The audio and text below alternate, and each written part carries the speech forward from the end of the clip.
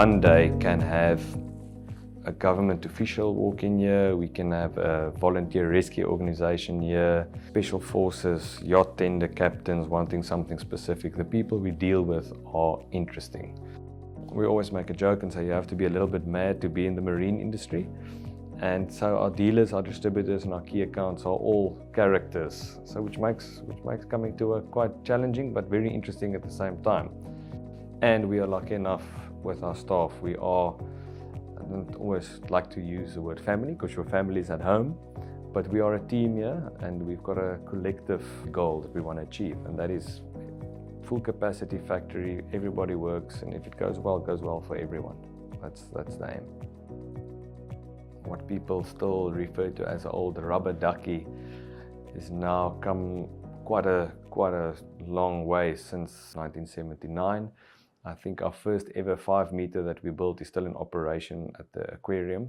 But nowadays, with resin and vacuum infusion technology, slide-on tubes that are easily put on and removed by 2 people, and then removable bow fender and boarding solutions from helicopter hoists. The boats have really come a long way, and it's the technology behind them and the innovation that also keeps us going. Being an export company, predominantly, we export 98% of everything we do. We have to be on par, on track, and see what our competitors are doing. That's what keeps you on your toes. So we continuously have to improve and innovate and just come up with new solutions to be a player in the market. In this factory, under this roof, we've done space exploration boats, astronaut retrieval boats. We've sent rescue boats to some of the most remote islands in the world. We're very privileged to be in this position where we can build these weird and exciting things for people who really need it. I think generally South Africans are easy to work with. There's very little language barrier because we speak English. And we get materials, we've got facilities, and the skill set is definitely here. From naval architects to the guys are trained from the street basically to become qualified laminators, infusion specialists.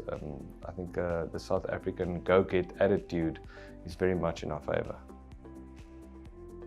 So we've seen an upsurge in Southern African business and markets. We have in the last couple of months seen a massive spike in not just inquiries but firm orders.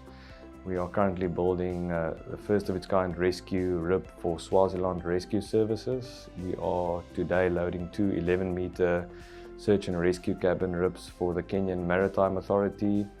And then we also continue to support and build boats for our own National Sea Rescue Institute.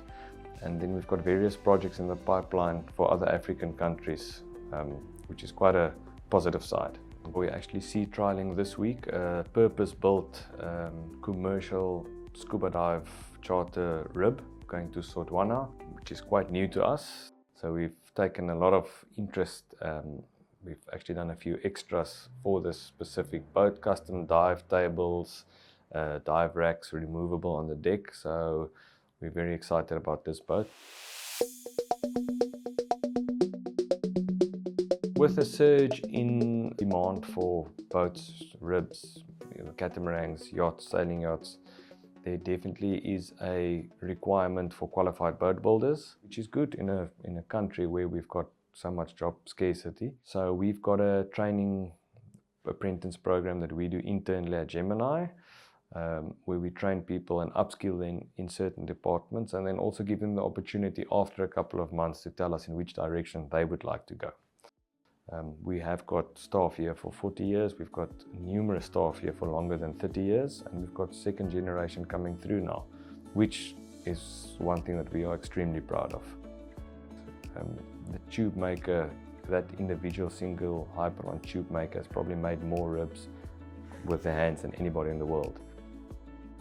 There's a lot of technology changes happening, bigger boats for sure, but now with open deck cargo and already international shipping constraints, we will probably go bigger. We're already busy with a few markets that are, I almost want to say, unheard of. So we'll be doing some strange and funny things soon and just creating markets for ourselves to keep us relevant.